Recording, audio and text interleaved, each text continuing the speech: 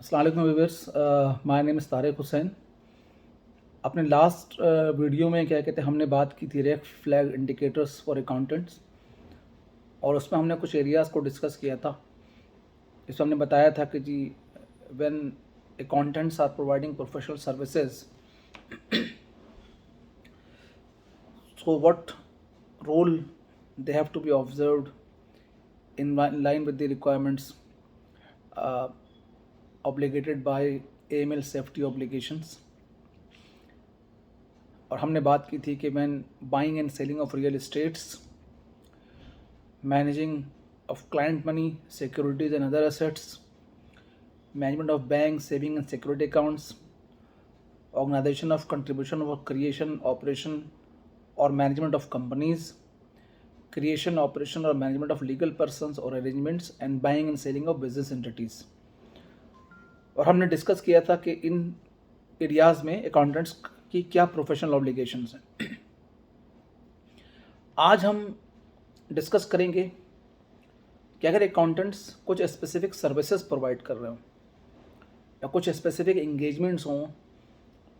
तो AML safety regulation क्या requirements expect करता है फ्रॉम द अकाउंटेंट्स, और अगर क्या कहते हैं इन एरियाज़ के अंदर कोई वो वायलेशन फाइंड आउट करें तो वो उसको किस तरह से रिपोर्ट करेंगे। तो जैसा कि अगर अकाउंटेंट अपना रोल प्ले कर रहे हों फॉर्मेशन ऑफ कंपनीज़ में या लीगल पर्सन में, यानी फॉर एग्जांपल वो किसी कंपनी की फॉर्मेशन की एक्टिविटीज़ के अंदर इन्वॉल्व है या कोई लीगल पर्सन का रोल प्ले कर रहे हैं, या किसी कंपनी में वो एज ए डायरेक्टर या कंपनी सेक्रेटरी वर्क कर रहे हैं, या किसी पार्टनरशिप के अंदर वो एज ए पार्टनर अपना रोल प्ले कर रहे हों, या कोई सिमिलर पोजीशन हो, या कोई अदर लीगल पर्सन के तौर पर वो काम कर रहे हों, या अकाउंटेंट्स कोई रजिस्टर्ड ऑफिस प्रोवाइड कर रहे हों, बिजनेस एड्रेस या अकोमोडेशन प्रोवाइड कर रहे हों, कॉरेस्पेंडेंस और एडमिनिस्ट्रेटिव एड्रेस किसी कंपनी के लिए प्रोवाइड कर रहे हों, या पार्टनरशिप की फैसिलिटी प्रोवाइड कर रहे हों, या किसी एनी अदर लीगल पर्सन और अरेंजमेंट का पार्ट हों, या वो एक्ट कर रहे हो एज ए ट्रस्टी और ट्रस्ट का फंक्शन परफॉर्म कर रहे हों, या इसके इक्विवेलेंट की फंक्शन परफॉर्म कर रहे हों, या उसकी कोई लीगल अरेंजमेंट के अंदर क्या कहते हैं इन्वॉल्व हों, या as a nominate shareholder हों फॉर अदर पर्सन, यानी किसी कोई और पर्सन डायरेक्टर है और उसने उनको किसी कंपनी के बोर्ड के ऊपर जो है वो नॉमिनेट किया है, वो नॉमिनी शेयर होल्डर हों। तो अगर ये रोल अकाउंटेंट्स का हो तो एएमएल सेफ्टी रेगुलेशन 2010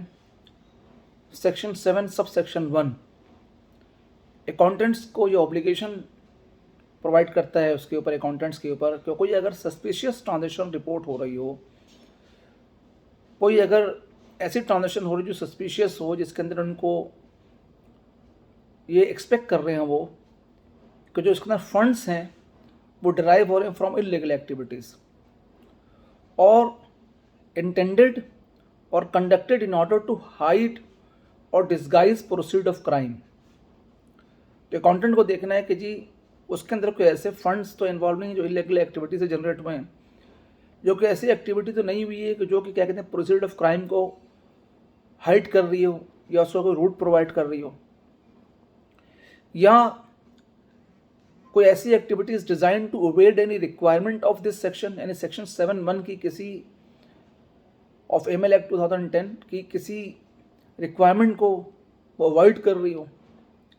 या has no apparent lawful purpose of examining the available fact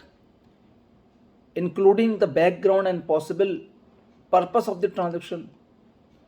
और involve financing of terrorism including fund collected, provided, used or meant for or otherwise linked or related to terrorism, terrorist act or organizations and individual concerned with terrorism। तो ये accountant की responsibility है कि अगर वो इन roles के अंदर हों और वो देख रहे हों कि किसी तरह से क्या कहते हैं कोई इस तरह की कोई एक्टिविटी हो रही कि या तो एएमएल एक्ट को अवॉइड करने की कोशिश की जा रही हो, या कोई प्रोसीड ऑफ क्राइम इसके अंदर इन्वॉल्व हो, या कोई इलीगल एक्टिविटीज़ को ड्राइव हो रहा है वहाँ से, या कोई इस तरह की ऑर्गेनाइजेशन हो रही है कि उसमें टेररिस्ट या टेररिज्म की कोई एक्टिविटी इन्वॉल्व है, तो जो FMU उसका रोल प्रोवाइड करता है अकाउंटेंट का, वो ये है कि in order to identify suspicious that could be indicative of money laundering